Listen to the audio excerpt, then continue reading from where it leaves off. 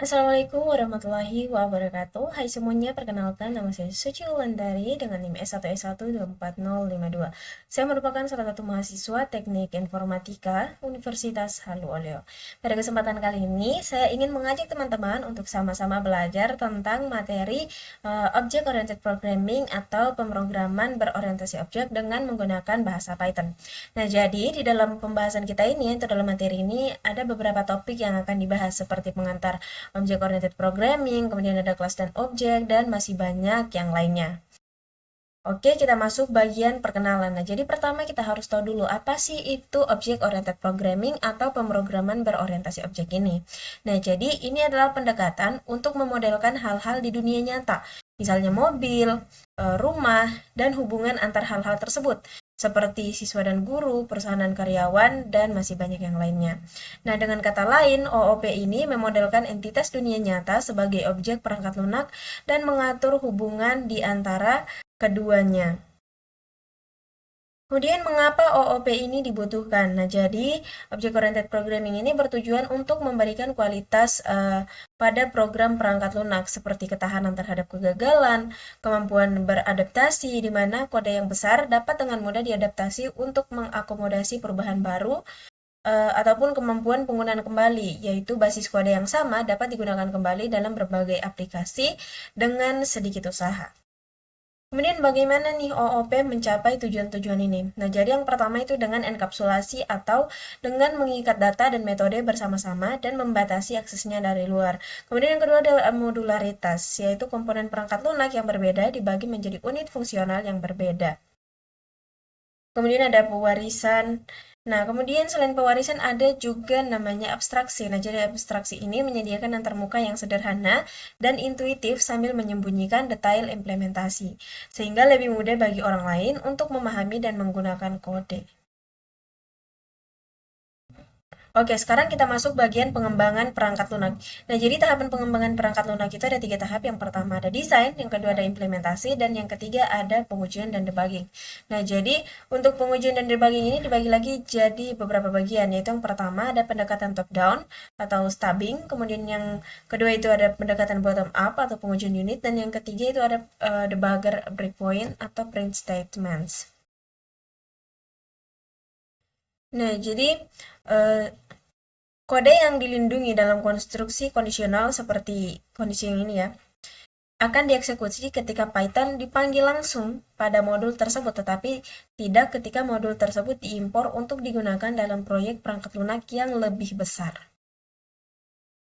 Kemudian kita masuk bagian definisi kelas. Jadi apa sih kelas itu? Nah, jadi kelas ini berfungsi sebagai sarana utama untuk abstraksi dalam pemrograman berorientasi objek.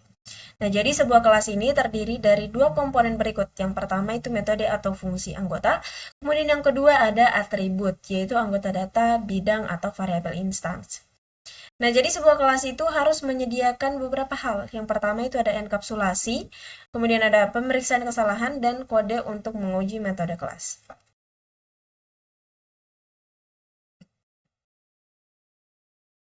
Kita masuk bagian kelas dan objek. Nah, jadi kelas ini adalah blueprint atau cetak biru untuk membuat objek. Jadi, dia ini menghubungkan data dan juga metode. Fungsi init, yang ini ya, fungsi init adalah konstruktor yang dipanggil ketika sebuah objek diinstansiasi. Jadi Python ini dia tidak mendukung kontrol akses formal. Selain itu, perlindungan data hanya diberlakukan berdasarkan kesepakatan, di mana nama anggota yang dilindungi diawali dengan garis bawah tunggal. Garis bawah tunggal seperti ini, tetapi nama anggota data pribadi diawali dengan garis bawah ganda. Jadi ini tunggal, ini ganda. Untuk contohnya itu ada di sini. Jadi untuk mengetahui lebih dalam, kita mungkin bisa coba kodenya ini. Kita bisa coba sendiri. Di sini saya mau pakai tools ini ya, VS Code. Teman-teman kalau punya tools lain boleh juga dicoba. Yang penting bisa run Python di dalamnya ya. Jadi pertama di sini kita membangun sebuah kelas yaitu person.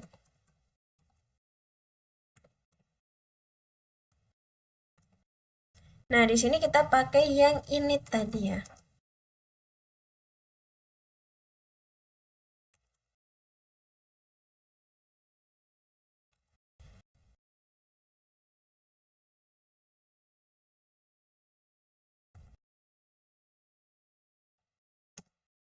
Kemudian ada solve.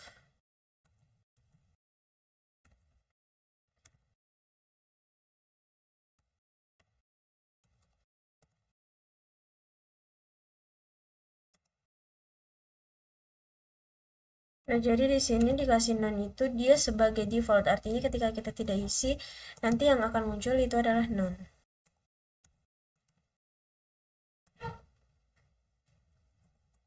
Ini kita buat defaultnya dulu.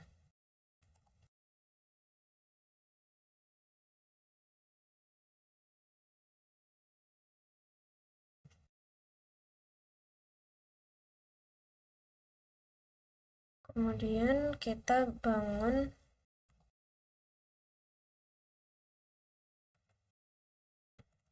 Nah, jadi ini yang dimaksud dengan ya, garis bawah tunggal.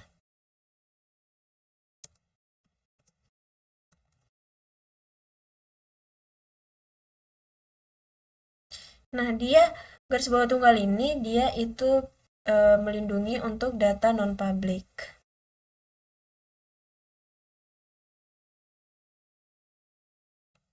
Kemudian kita bikin yang kedua. Dan yang kedua ada age ya.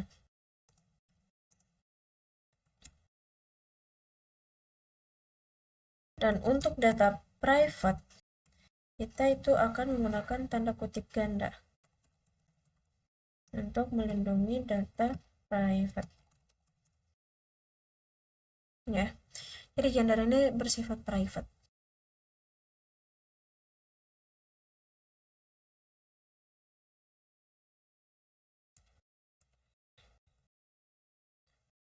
Kemudian kita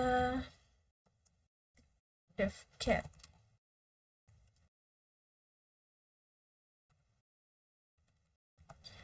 attribute, kita ambil yang self.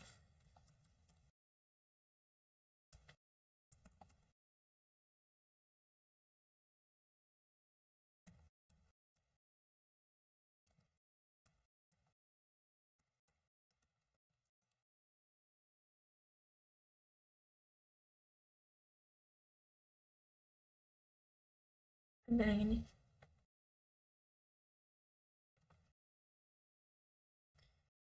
Di sini.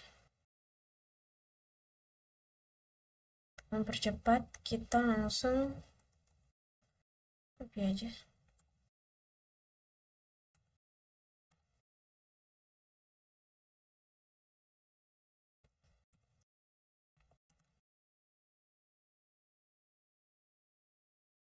Nanti di sini jadi age, kemudian di sini jadi gender.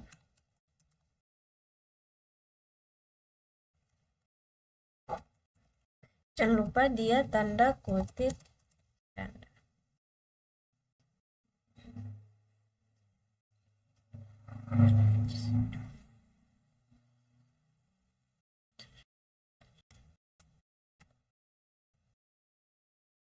Oke, kita masuk bagian sini, set atribut ya.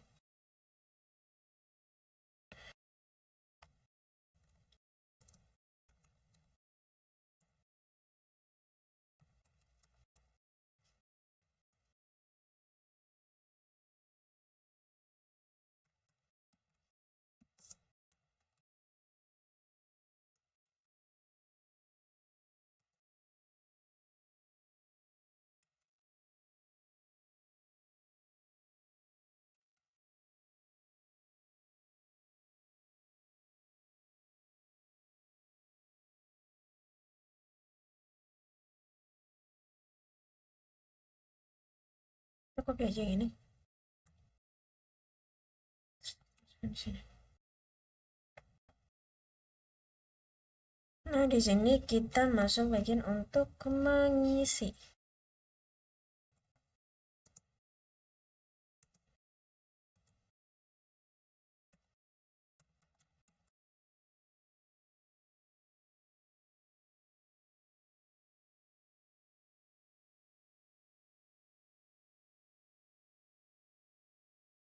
Ini P kan ya?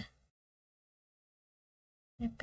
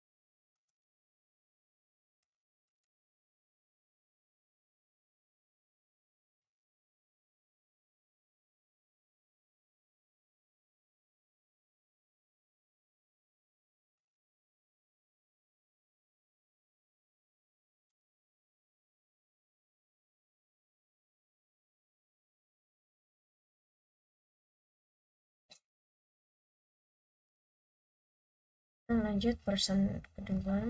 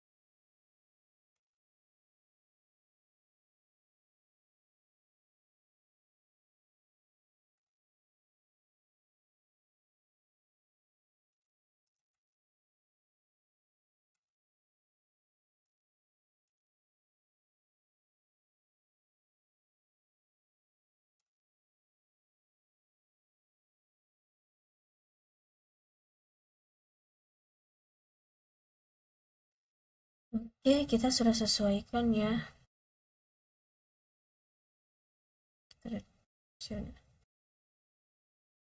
Nah, udah ya, muncul di hasilnya sama seperti ini. Dan 36 mail, Harry. Nah, ini nih, yang nun ini dia tuh pakai yang di atas karena nggak diisi ya. Nih, pakai yang di atas karena dia nggak diisi.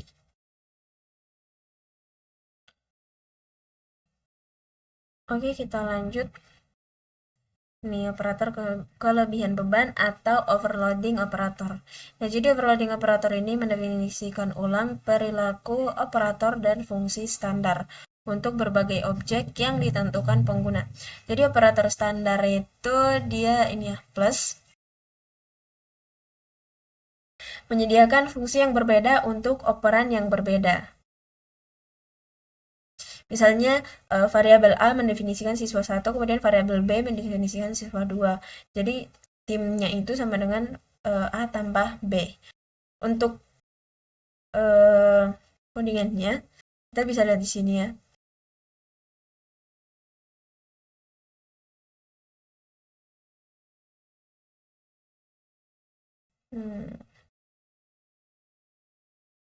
Jadi dia ini itu untuk menjumlahkan. Nah ya, jumlah. Kemudian ini pertama dia masukkan variabel A ya. Pertama dia print dulu, ini print 2 plus 3 itu sama dengan 5, kemudian dia print ini, dia gabungkan sama ini. Untuk lebih jelasnya kayaknya kita coba sendiri ya.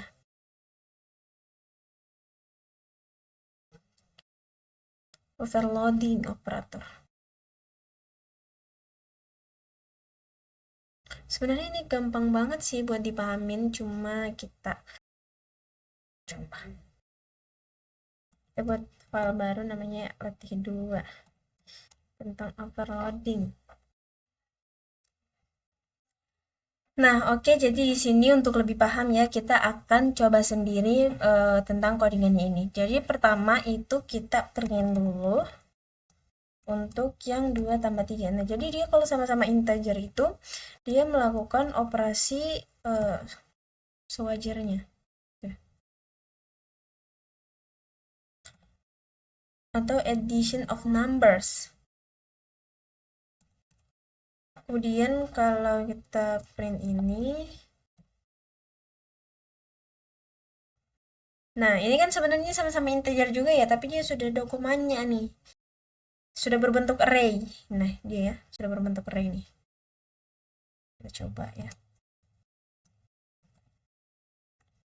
4,5.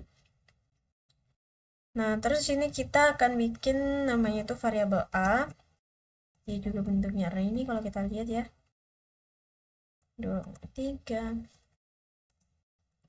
Isi angkanya tuh sesuai keinginan teman-teman aja sih.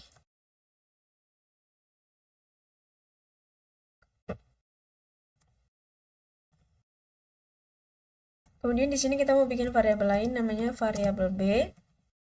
Bentuknya sama ya. Baik.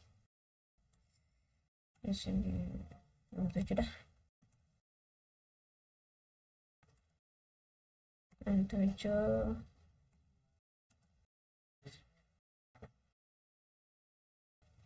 Terserah teman-teman aja. Terus di sini kita mau bikin satu variabel lagi namanya variabel C, tapi variabel C ini merupakan penggabungan antara variabel A dan variabel B. Kita bakal lihat nanti hasilnya. Dan di sini kita bakal print C. Kira-kira apa ya hasilnya?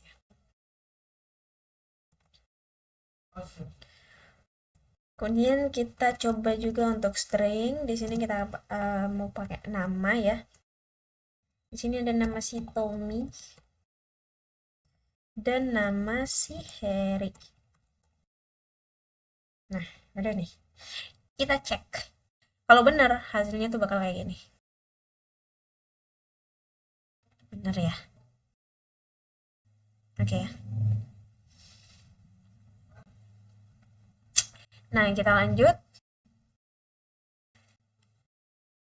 Nah, jadi operator overloading ini melalui metode-metode yang diberi nama khusus. Yang pertama itu perilaku operator standar dan fungsi bawaan di Python dapat didefinisikan ulang untuk kelas baru menggunakan metode dengan nama khusus. Contohnya, seperti operator plus di overload dengan mengimplementasikan sebuah metode bernama add. Kemudian beban berlebihan dan operator. Contohnya ini ya. Di overload untuk sebuah objek dengan mengimplementasikan metode ini. Nah, jadi kelas foo ini yang didefinisikan pengguna dapat diperlakukan sebagai variabel boolean dengan mengimplementasikan metode foo boolean.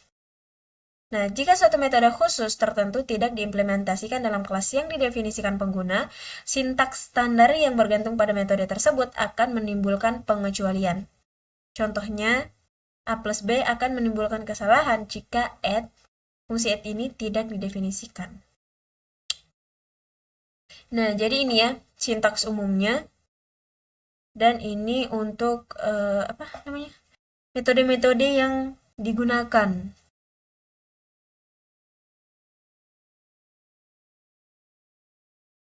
Jadi ini sintaks umum dan ini metode spesial atau metode khusus gitu. Ribet sih sebenarnya ya. Nah, di sini ada contoh overloading operator untuk kelas vektor. Metode tersirat. Jadi untuk metode tersirat ini ada beberapa operator yang memiliki nilai default, definisi yang disediakan oleh Python jika tidak ada metode khusus, dan ada beberapa operator yang definisinya diturunkan dari operator lain. Sebagai contohnya itu metode Boolean yang mendukung sintaksis if foo, memiliki semantik default sehingga setiap objek selain none dievaluasi sebagai true.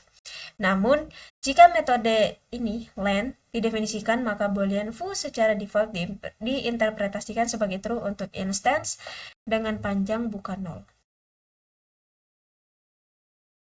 Ini sambungannya kah? Oh iya. Kayaknya kita bakal coba juga ini deh. Soalnya ini penting juga. Nah, jadi dia ini tuh pakai yang ini ya. Special method tadi yang ini. Dia nggak pakai command syntax. Nih kalau kita lihat. Ya, yang kunang-kunang nih.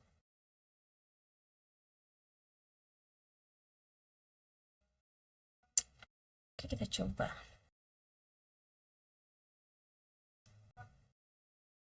Ini kita hapus aja ya.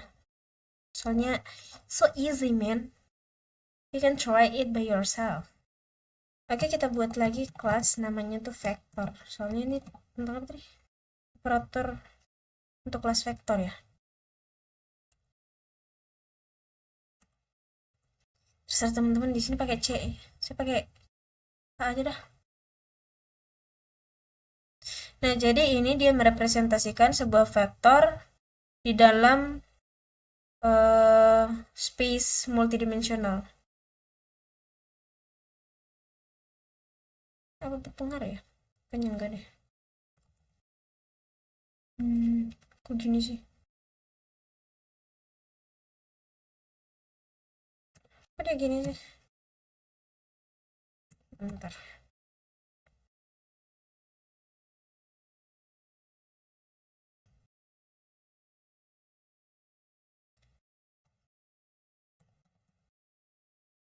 Ih, kok gini? Kayaknya itu cuma kayak ini gak sih?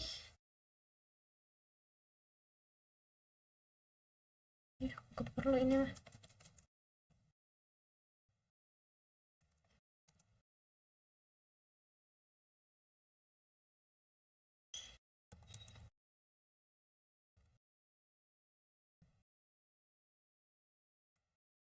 Komentar. Nah, iya.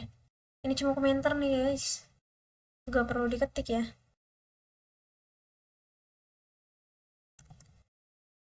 So, oke. Nah, kita baca lagi nih. Create. Nah, jadi ini tuh membuat dimensional D vector 0 dari 0.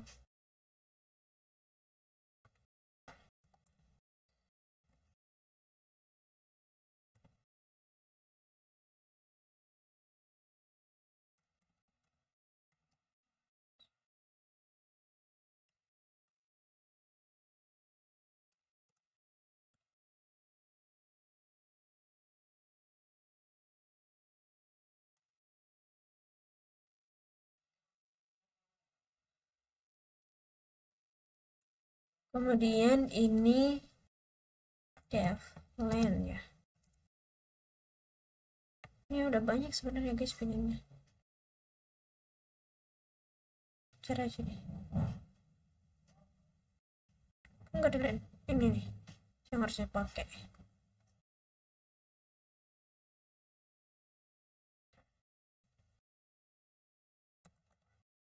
Tapi saya mau coba sendiri aja.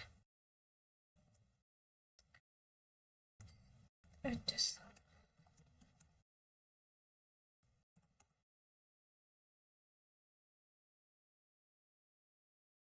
Jadi ini dia mengembalikan dimensi daripada vektor itu sendiri. return len.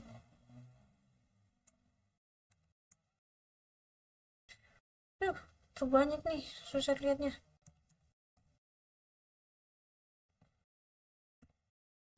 Self apa tadi?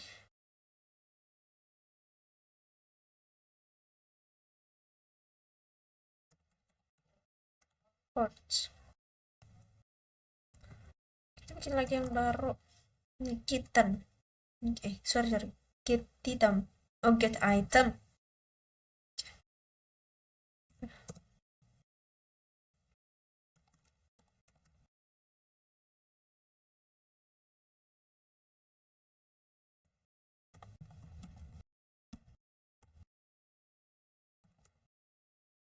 Nah, jadi untuk get item ini dia mengembalikan what is JTH? Koordinat JTH dari vektor? I'm sorry, but I don't know what is JTH. But I think it's kayak mengembalikan nilai J nggak sih?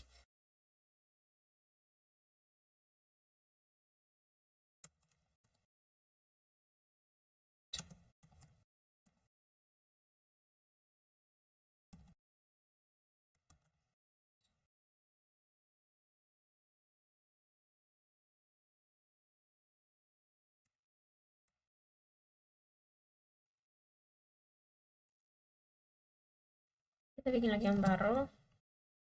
After get item, kita ambil yang set item. Nih, kita mau pakai itu. Set item. Nah, jadi untuk set item ini ada self, j, and vol.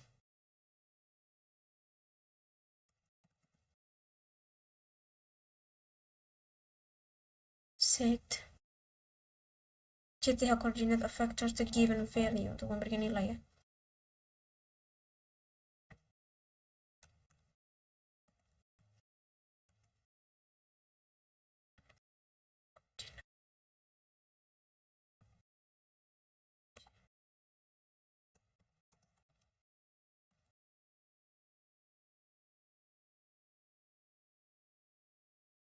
Kemudian kita di sini definisi add. Jadi add ini tuh katanya tadi untuk menambahkan ya.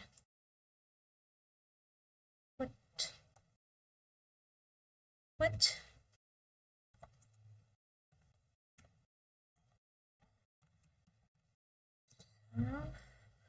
Order.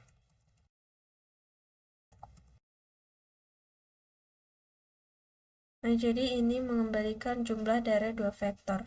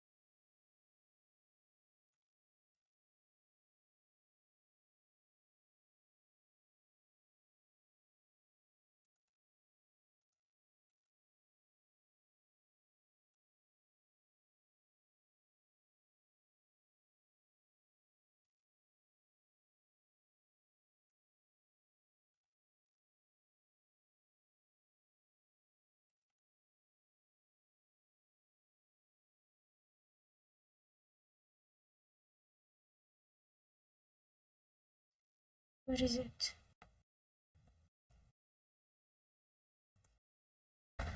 For J in range.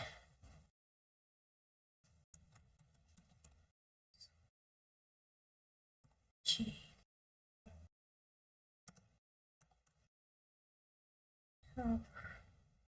G.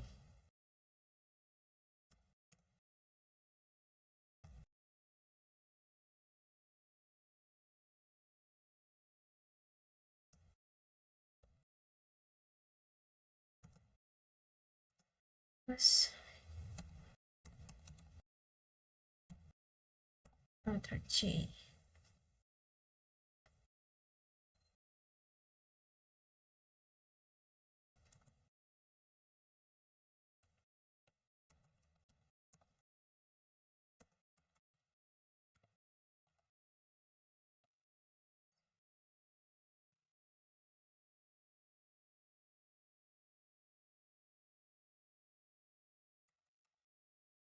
Ini kita pakai yang def.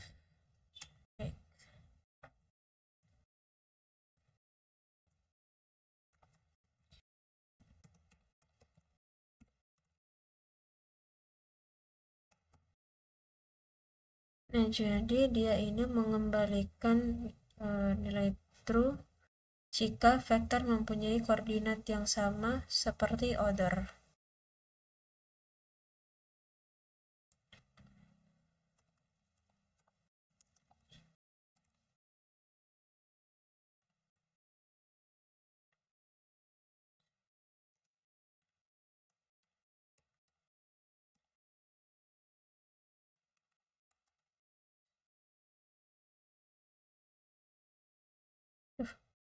Kok dia putih ya?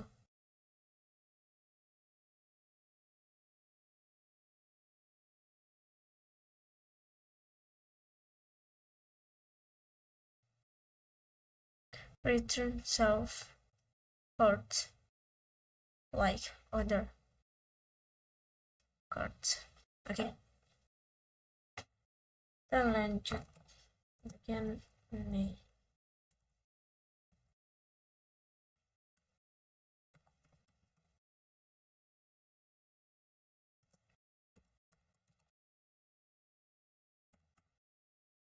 Nah, jadi ini dia untuk mengembalikan nilai benar jika vektor berbeda dengan order.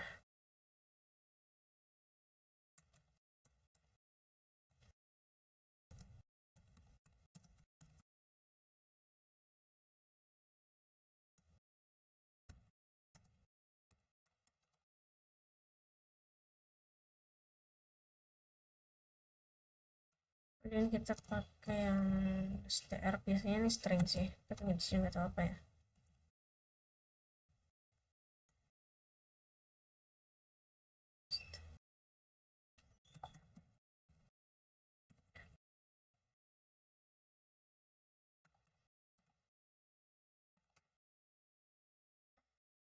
Cocok. Jadi di ini memproduksi string, representasi string dari sebuah vektor.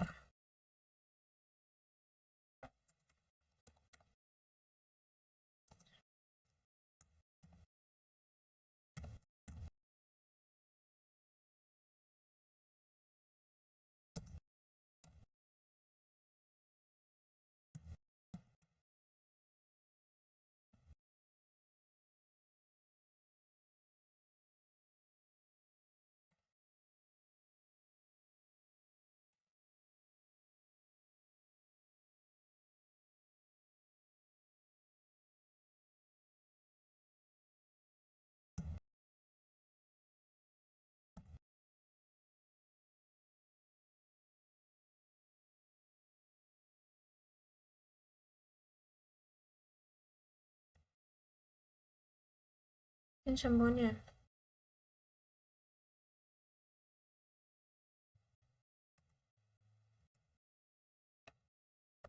Untuk membatasinya.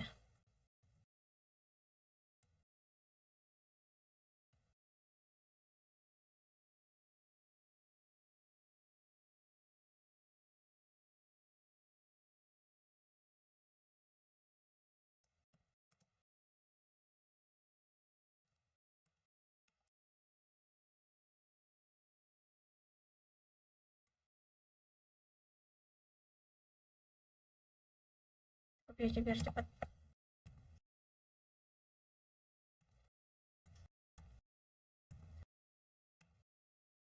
Cepat ya.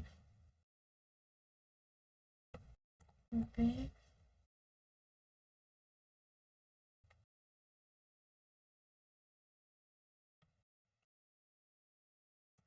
Oke.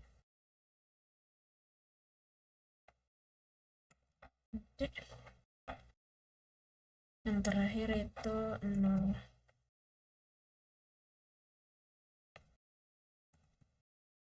Kemudian kita print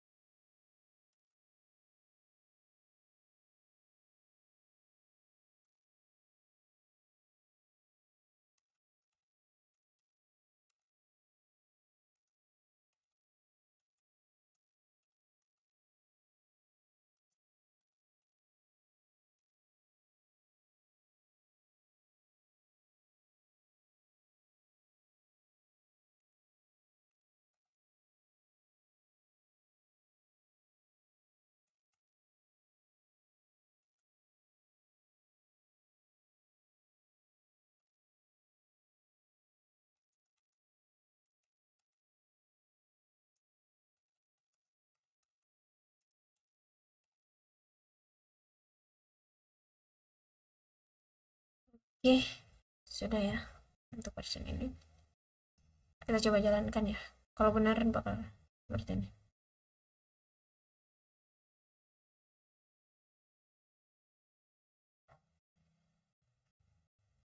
Oke, benar. Kita itu apa saudara? Biar lebih jelas.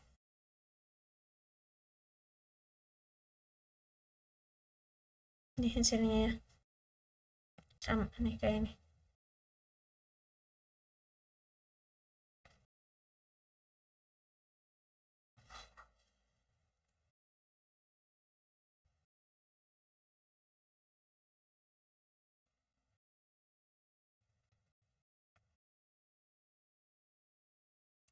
Kemudian iterator untuk sebuah kelas. Nah, jadi iterator untuk sebuah koleksi menyediakan satu kunci perilaku yang mendukung metode khusus bernama next, yang mengembalikan elemen berikutnya dari koleksi jika ada atau memunculkan stop iteration.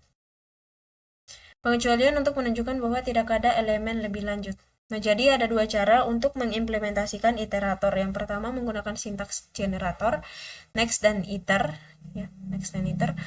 Kemudian yang kedua itu dengan mendefinisikan len dan get item.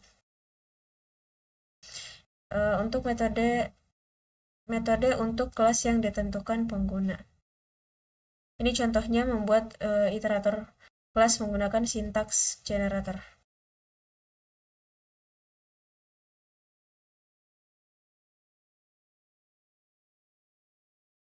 Oke, kayaknya ini kita bakal coba juga ya. Duh, sorry.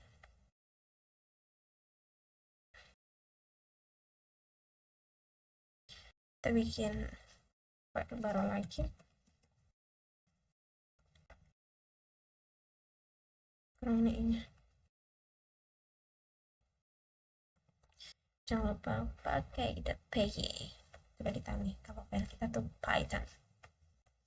Ini ya. Jadi ini kita akan membentuk sebuah kelas lagi, namanya kelas sequence iterator.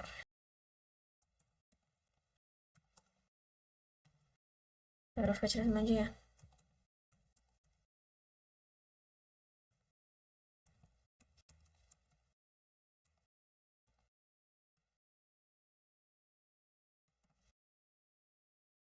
Jadi di sini pertama definite ya, kita pakai definite.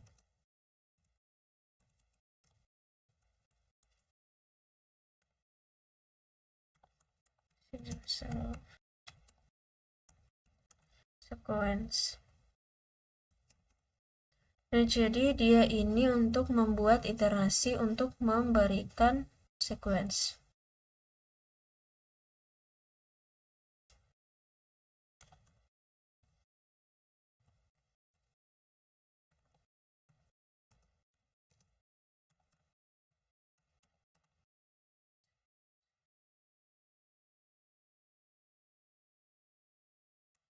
Ada self.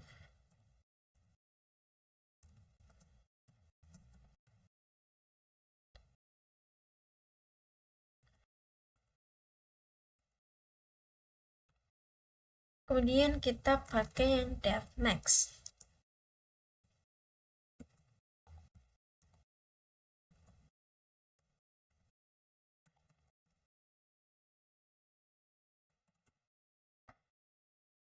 Jadi next ini return the next element, mengembalikan elemen selanjutnya, atau else raise stop iteration error, menghentikan iterasi yang error, stop iteration error. I don't know, I'm sorry.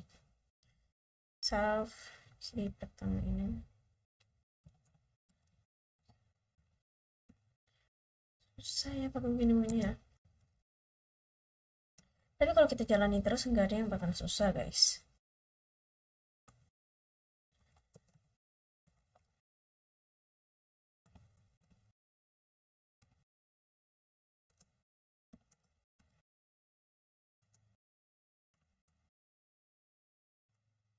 What?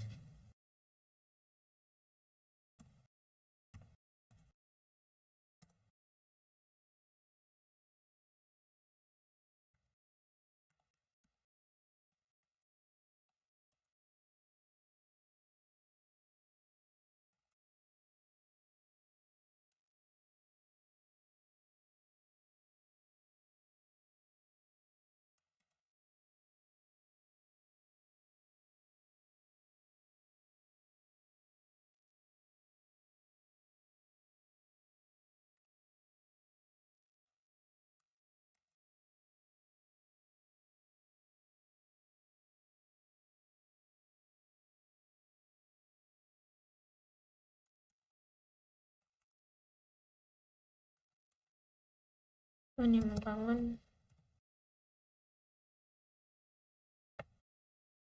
step iteration.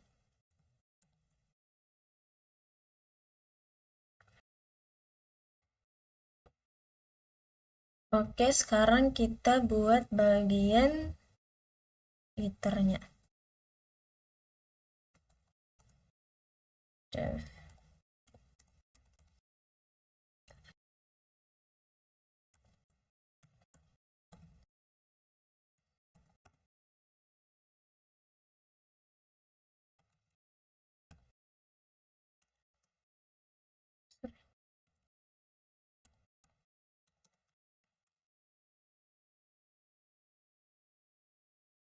Oke, sekarang kita buat dulu pembatasnya guys. Nah, jadi di sini mungkin ini isi aja sesuai keinginan dan hati nurani kalian.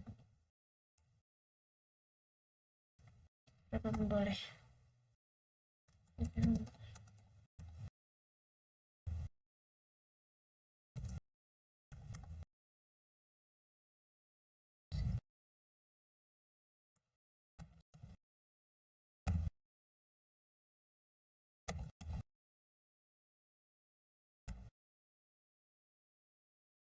Oke, harusnya bakal kesusun kayak gini. Hapus dulu. Nah, ini ada ya, muncul. Tada! Oke. Udah. Aduh, sorry.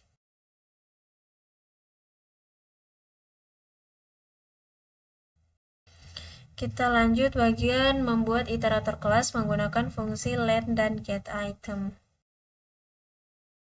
Ya, jadi dia ini untuk mengimplementasi ulang fungsi range Python. Kemudian yang kedua itu dimungkinkan untuk menjalankan perulangan for pada suatu rentang.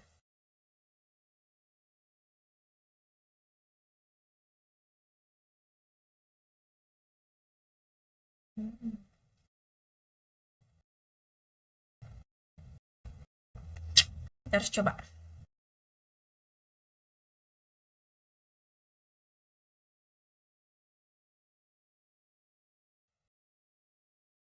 Kita buat file baru lagi ya. Berarti sekarang latih 4.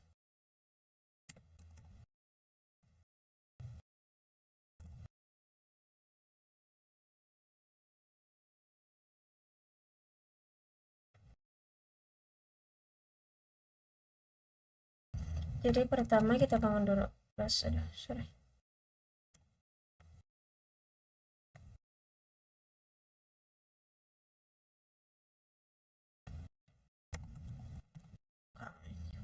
what is calls,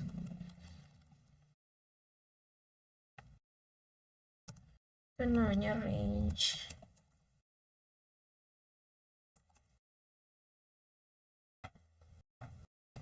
Pertama itu kita bakal pakai dev init.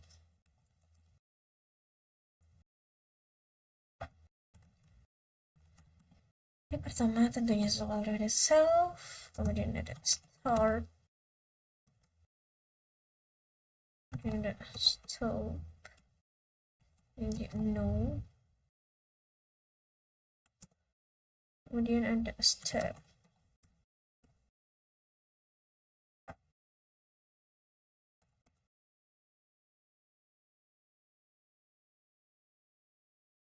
Jadi ini dia menginisialisasi range instance-nya. Kemudian semantic is similar to builds and range class.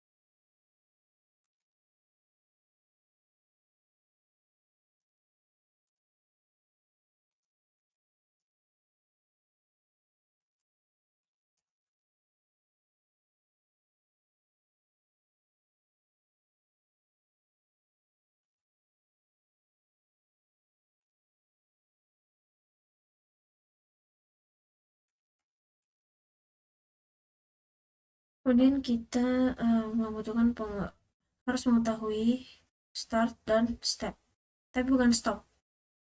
Itu support kita item.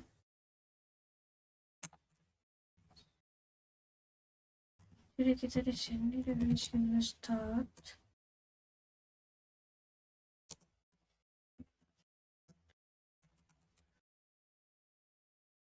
Kemudian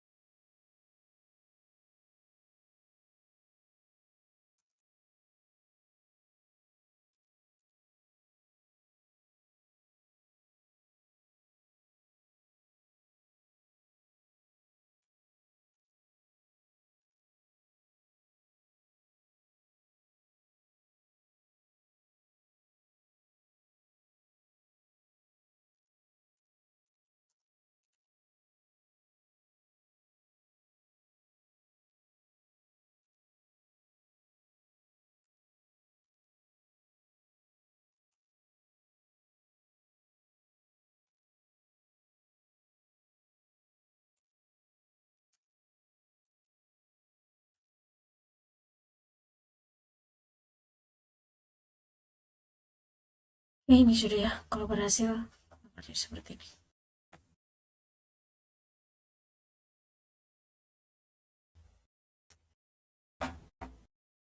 Jadi ada yang salah guys.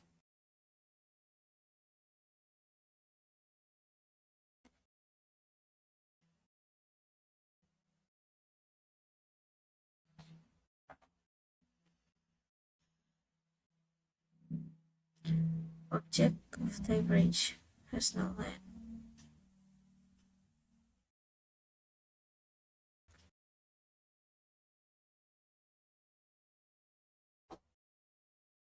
Tapi kita salah.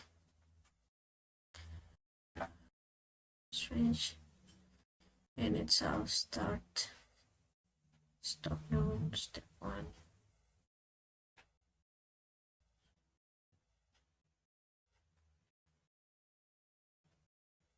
Kayaknya ini ada land deh.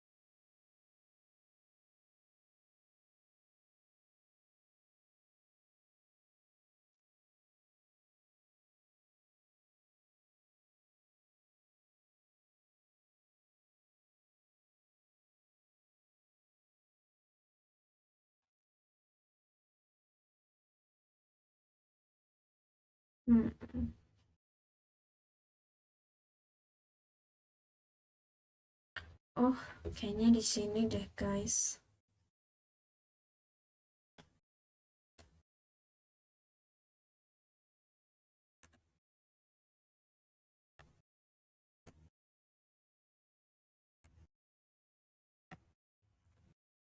Soalnya dia masuk bagiannya get item. Padahal kan harusnya enggak ya.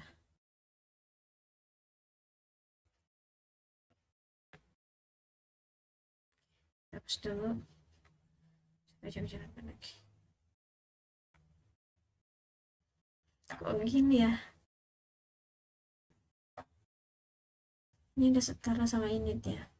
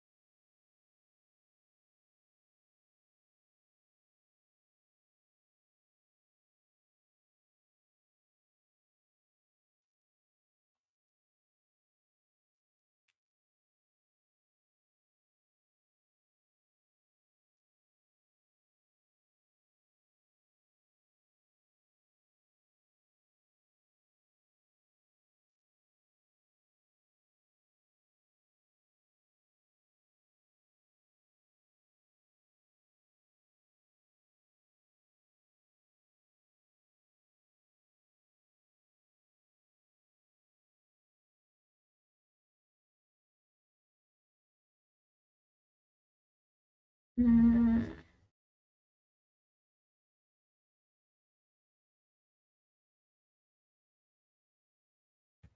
ini ya.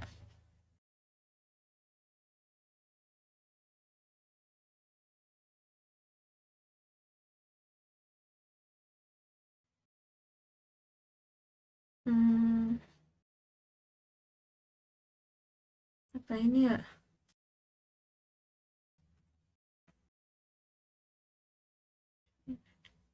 Agak ada itunya.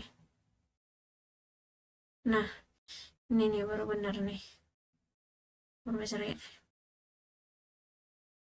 Aduh, puyeng dah.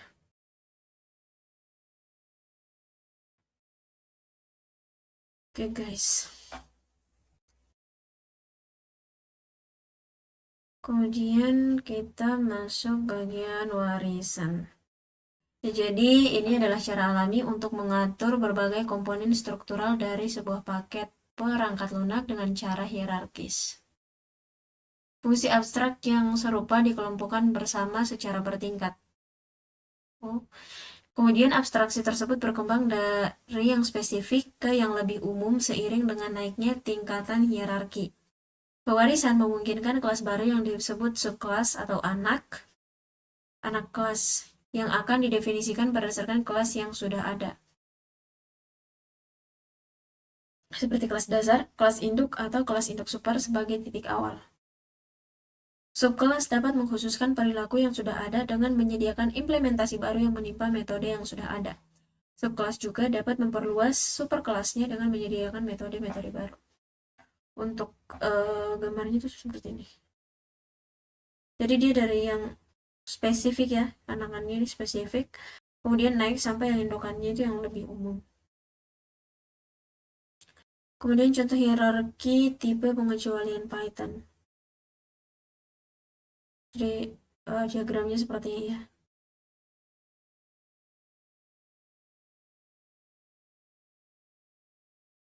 Jadi dia itu dari yang spesifik nih. Kemudian base exception-nya itu yang lebih umum.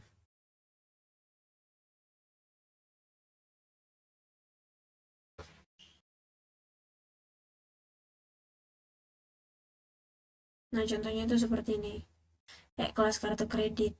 Nah, jadi fitur-fitur yang dimilikinya itu meliputi membuat akun baru untuk pelanggan, yang kemudian memungkinkan pengambilan data terkait pelanggan, kemudian pengeluaran data dapat dibebankan ke kartu, kemudian pengguna dapat melakukan pembayaran untuk menjaga saldo kartu, sampai pengeluaran tidak boleh melebihi batas kartu. Kemudian di sini ada contoh codingannya ya, teman-teman boleh coba nih. Ya, silakan.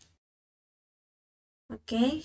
Kemudian bagian contoh kelas warisan kartu kredit. Nah, jadi contohnya itu seperti ini ya, untuk kartu kredit. Nah, jadi kelas anak ini mewarisi konstruktor kelas induk untuk membuat pelanggan baru.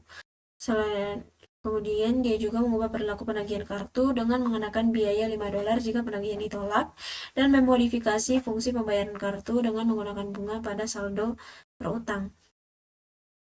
Kemudian ini ada juga contoh lain dari pewarisan yaitu perkembangan ya. Di mana kelas dasarnya ini yang pertama itu menghasilkan urutan umum. Kemudian yang kedua itu yang menghasilkan sintaks generator seperti next dan iter untuk menyediakan kemampuan iterasi. Dan kemudian dia juga membuat 3 kelas baru, kelas turunan baru untuk memperluas kemampuan kelas dasar. Jadi untuk kelas dasar kemajuan.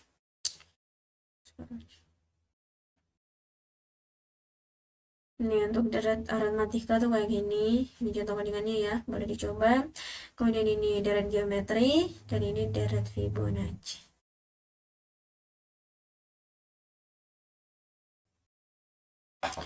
Kemudian kelas abstrak. Nah, jadi kelas abstrak ini dapat dianggap sebagai cetak biru blueprint ya, atau template untuk kelas-kelas lain. Nah, jadi kelas abstrak ini adalah kelas yang berisi satu atau lebih metode abstrak. Metode abstrak adalah metode yang memiliki deklarasi tetapi tidak memiliki implementasi. Kemudian kelas abstrak ini tidak dapat diinstansiasi dan kelas abstrak membutuhkan subkelas atau kelas anakan untuk menyediakan implementasi. Selain itu, kelas abstrak juga diperlukan untuk menyediakan abstraksi atau antarmuka API yang sederhana sambil menyembunyikan implementasi yang mendasarinya.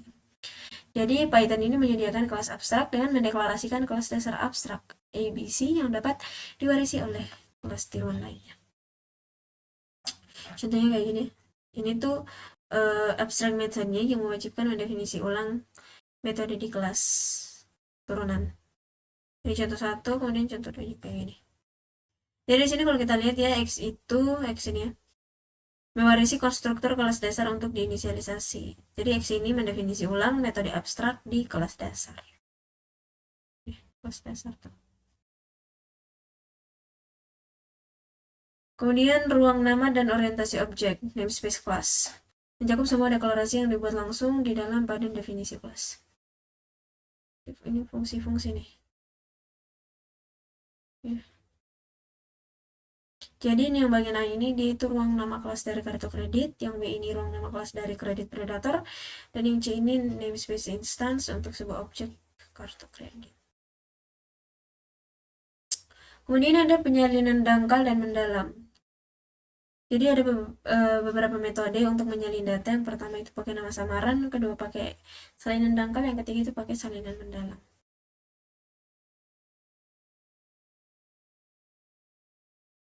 Ini palette warna ya.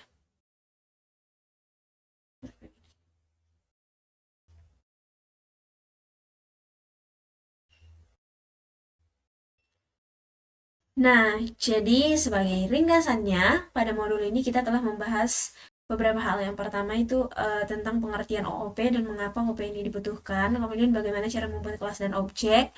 Kemudian bagaimana cara melakukan overloading operator dan fungsi standar untuk kelas yang didefinisikan pengguna.